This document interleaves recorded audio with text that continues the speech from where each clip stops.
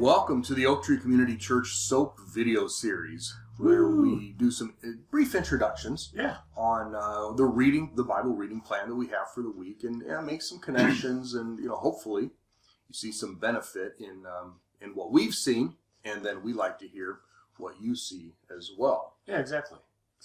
Yeah, fun for us to do, but also putting out some things that maybe people haven't heard before or forgotten. Like we were talking about connections. Yeah, making some connections. And this week, at least my points this week are a week of connections. Yeah.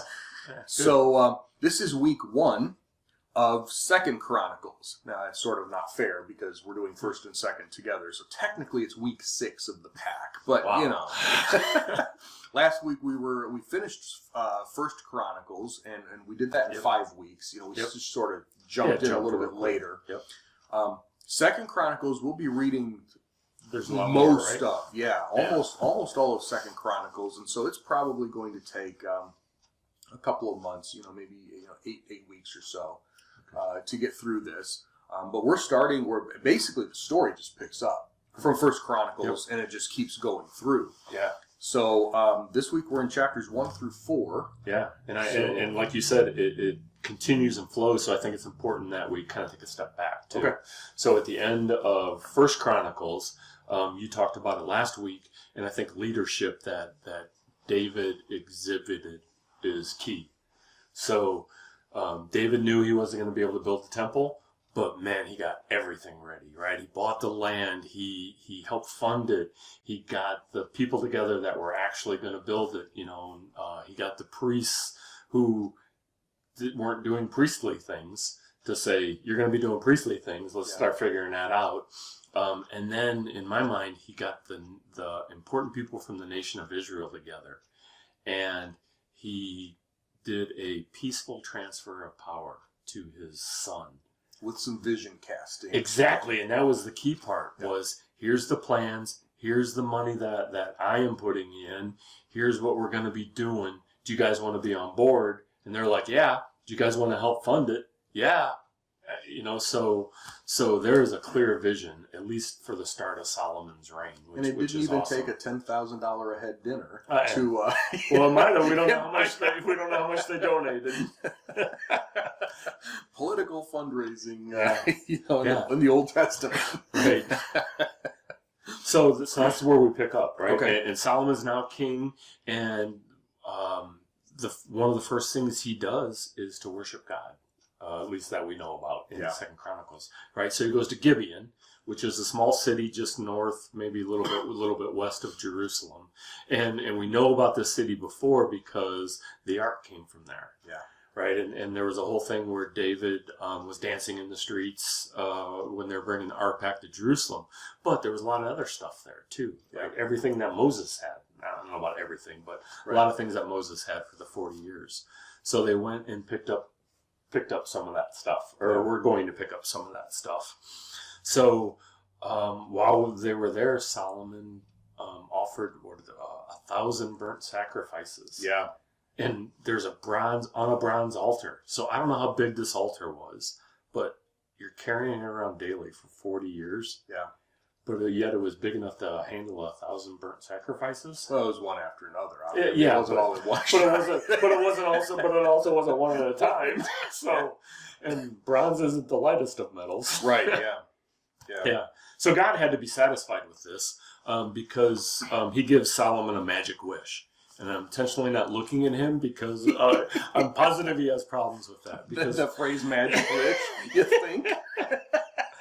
But we've all played the game, right? If you could have one wish, what would you wish for? And obviously the first wish is more wishes. And then the second wishes is, as I get down to so many wishes, remind me so I can make more wishes. Right. And we've all gone through that. We've seen it in Aladdin, what are the rules and all that. But, what would you wish for? But then as we look for it, make sure when you're reading in 2nd Chronicles, what did God actually ask Solomon? Yeah. And it's awesome because he flips it around. He tells Solomon, tell me what I should give you. So it's basically God saying to Solomon, hey, Solomon, pretend you're me. What would you give yourself? And that's an interesting point. That just kind of changes it. Yeah. If you were me. That's an interesting perspective. Yeah. Yeah. And remember, we just talked about the leadership that Solomon was there. One thing I forgot to mention in First Chronicles, one of the things that David said was, "My son is young and inexperienced. Y'all need to help him." Yeah. So leadership is paramount in a lot of people's minds. It's got to be in Solomon's mind too. He knows he's young. He knows he's inexperienced. His dad led for 40 years. This is second nature to him. Yeah. The leading and the decision making. Now it's all on his shoulders. Well, and David was a warrior, so he's used to thinking strategically. He's used to thinking big picture. When this happens, I've got to be prepared. Contingency plans, the whole thing. Right. Solomon. So ruling had to be the scary part of the whole thing. So what does Solomon ask for? In 2 Chronicles, give me wisdom and discernment so I can effectively lead this nation. Yeah. And making judicial decisions too. Real similar in 1 Kings in there. And God, of course, was, quote, happy with him. Right? And you can read for it. He gets what he asks for, and he gets a lot more too. With a bonus, right? Yeah, exactly. Signing bonus. Exactly. And I'm sure you're going to hit it, but surpassing, he's going to have more riches and more wealth, surpassing any king before or after you. Which is really interesting that God said before or after. Yeah. Because there's an omniscience piece in there. God knows what's coming. God's not caught off guard. He's not surprised. He's like, first of all, any king. But is that any king of Israel? Because there have only been 2 kings of Israel at this point. Right. Or is this any king ever before or after you, save Messiah himself, of course. Right. Well, so far it could be either. Both. Right? Yeah. But I think we need to change that wish game a little bit. Because I think instead of what do you want to wish for, which, $1 trillion, right? I mean, go big. Right. Think about it from the standpoint of if God asked you, tell me what you think I should give you. Yeah. And that really changes the question, because the $1 trillion, no. What do I need in my life? I know what I'm doing here. Well, some of us, right? Sometimes I know. Well, we think we know what we're doing, but what would help us out? Yeah. Where God has put us. And I think that the answer gets a lot easier if we start our answer with, I think I deserve. Actually, could make it harder too, right? Yeah. I don't think I deserve anything. Right. But in order to help me, if I'm really on the path, if I'm really trying to be with God, where am I at? What am I doing? Yeah, I need God's help. Yeah. Well, and Solomon didn't just tie it to, well, I think I need more wisdom.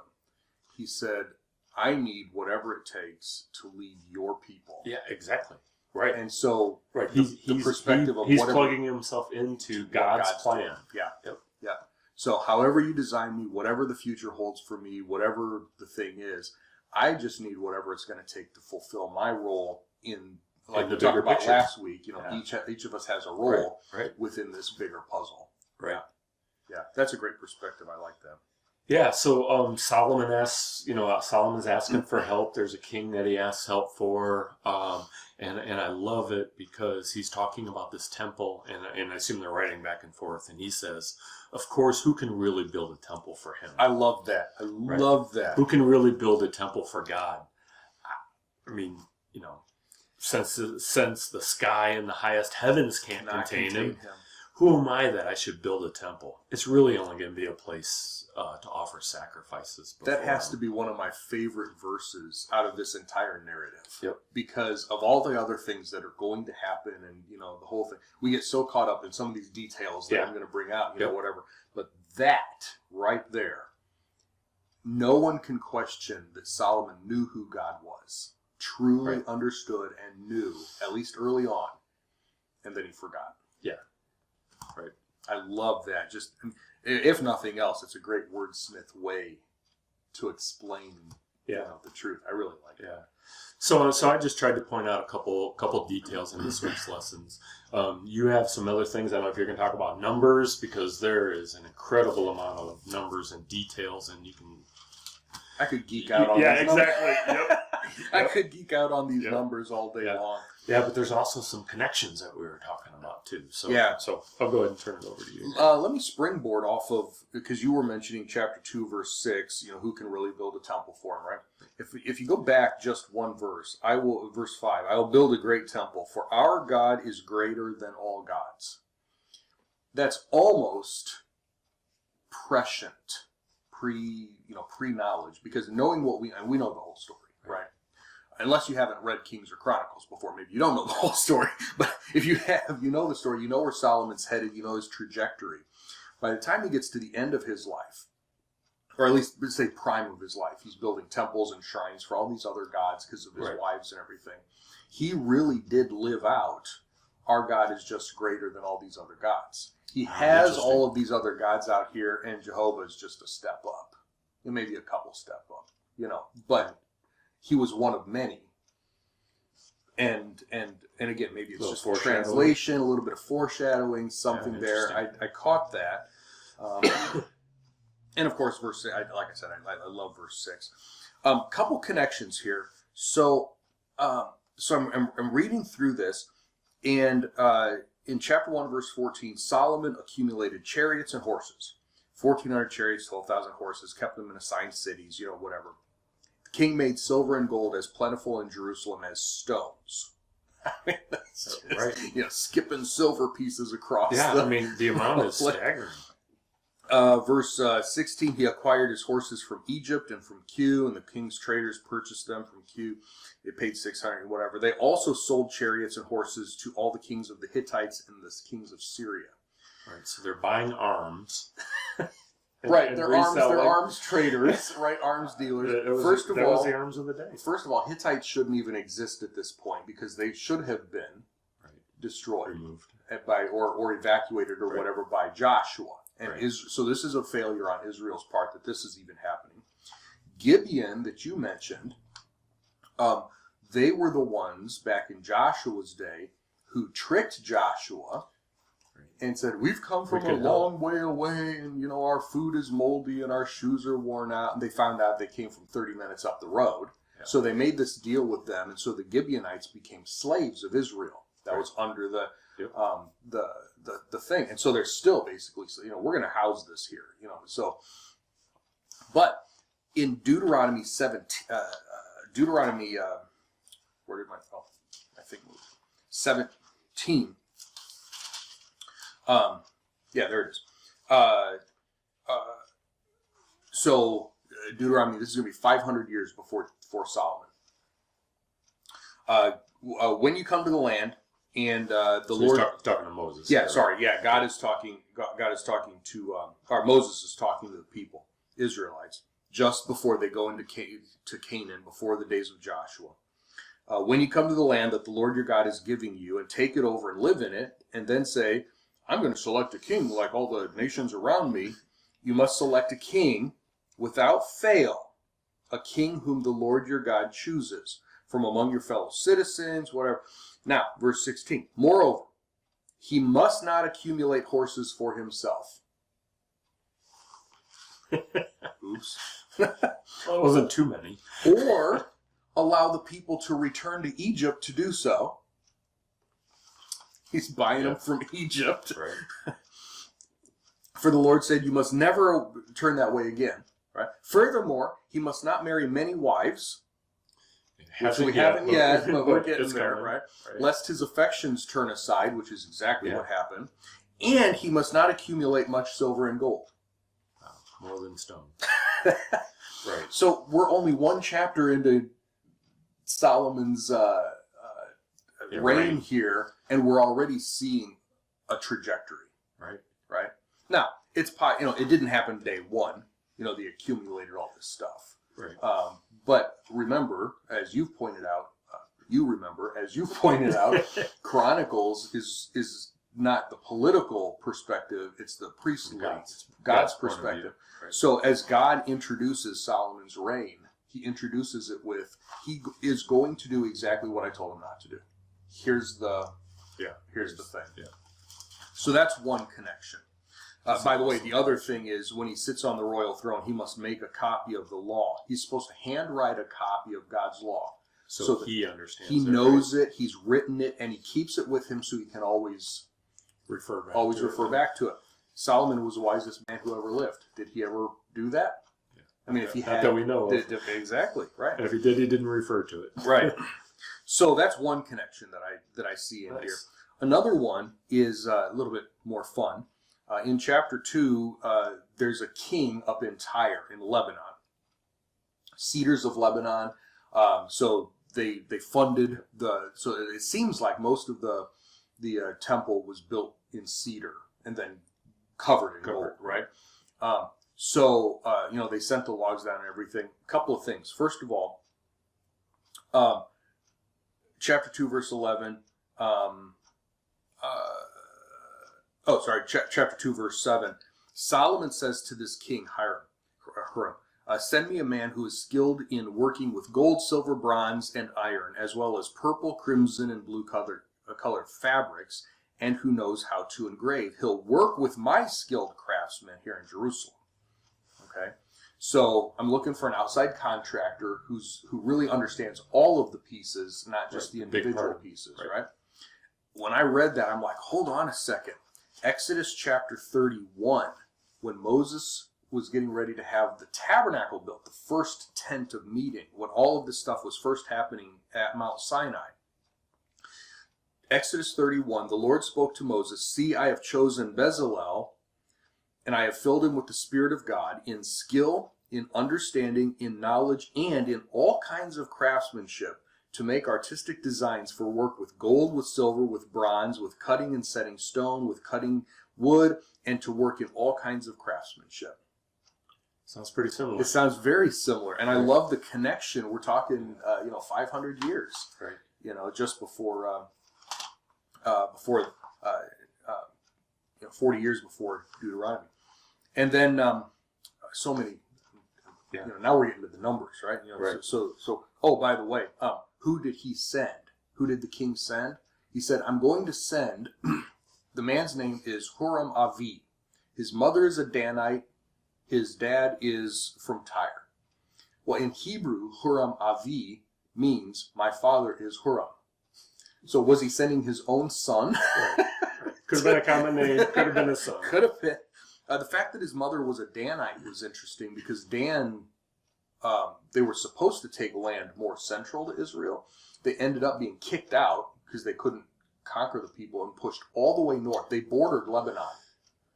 So this was a Jewish woman who, married a went over the border. A Lebanese guy, and that's who he's. So again, the king easily could have, been making tribal connections with Dan because they were on the border, and so again, still could have been the king's son.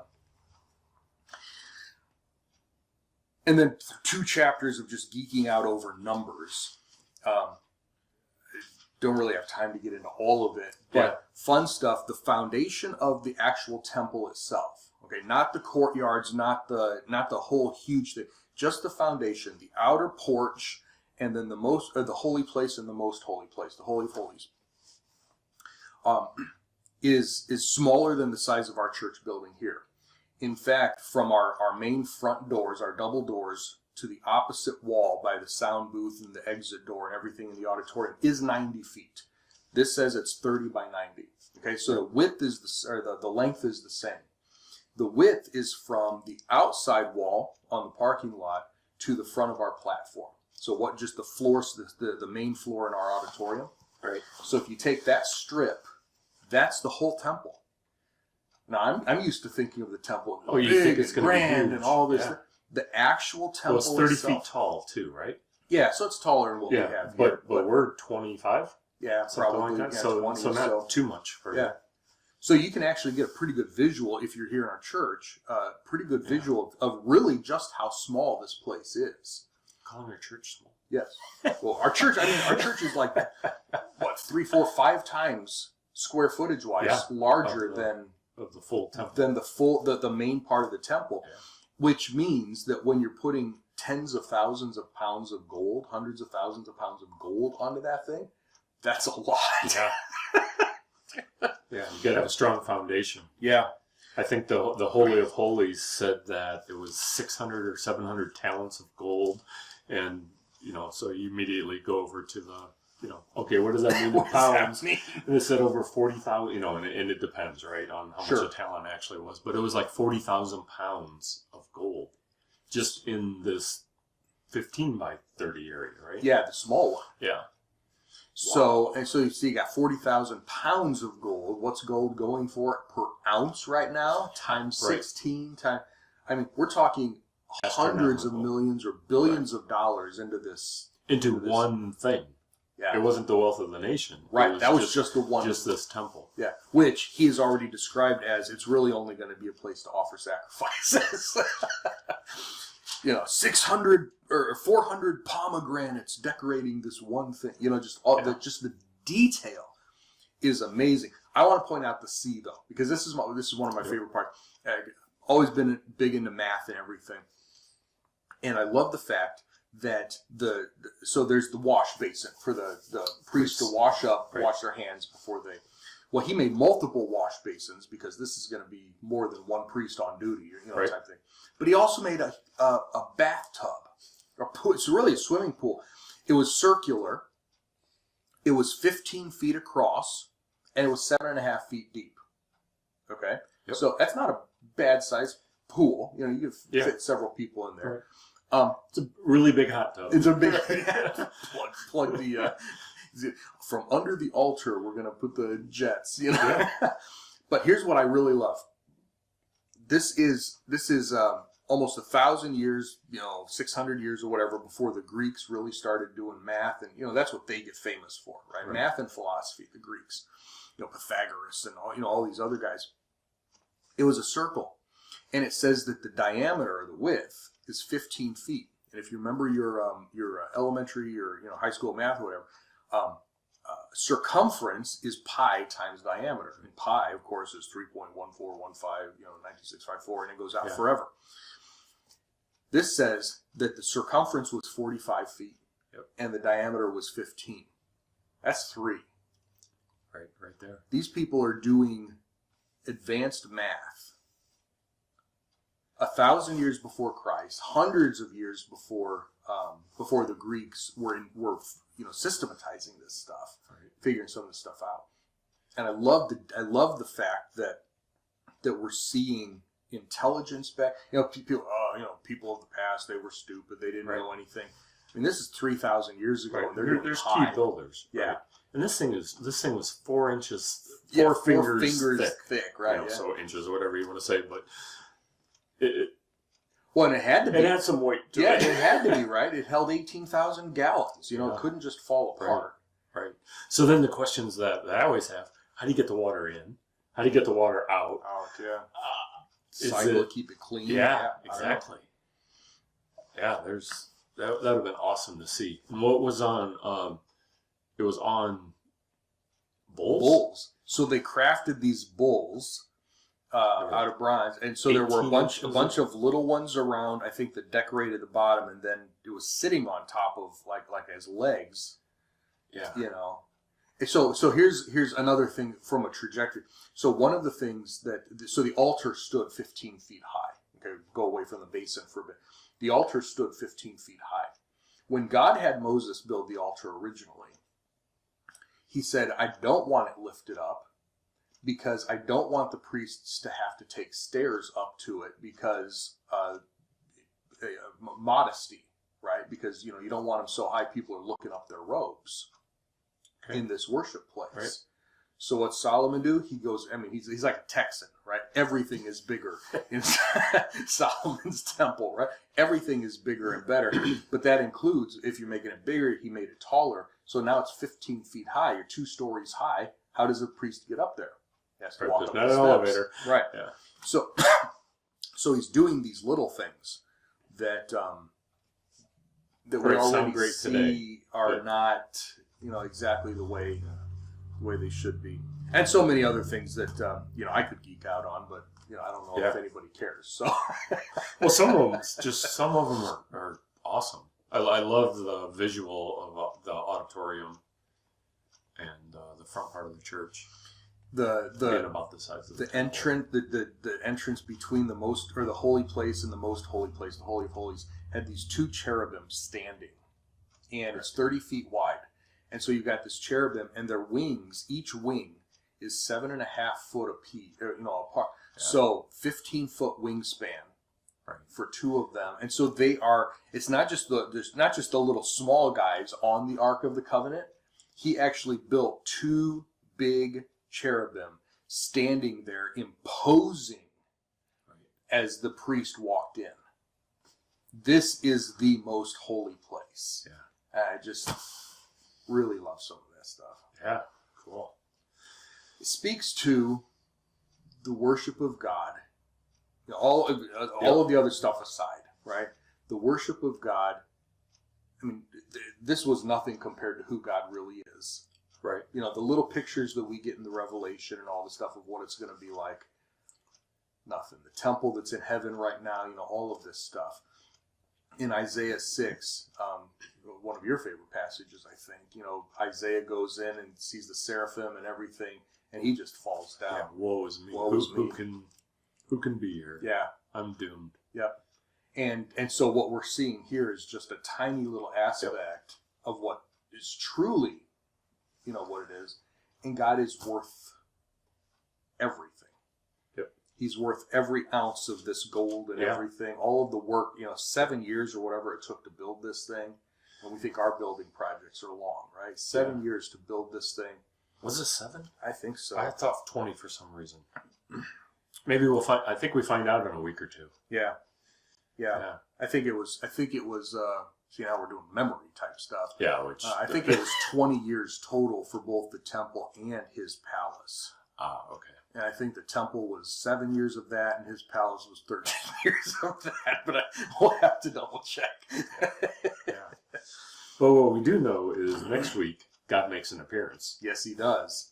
And next week we're going to come across one of those favorite verses that people always like to bring up.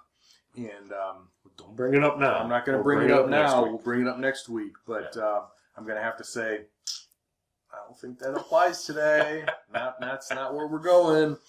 So now you got to come back for next week. Yeah. All right. Not as much geeking out next week, so we'll be okay. Yeah. All right. So make sure you subscribe. Make sure that you like and share. And we will see you back next week as we continue our trek through 2nd Chronicles.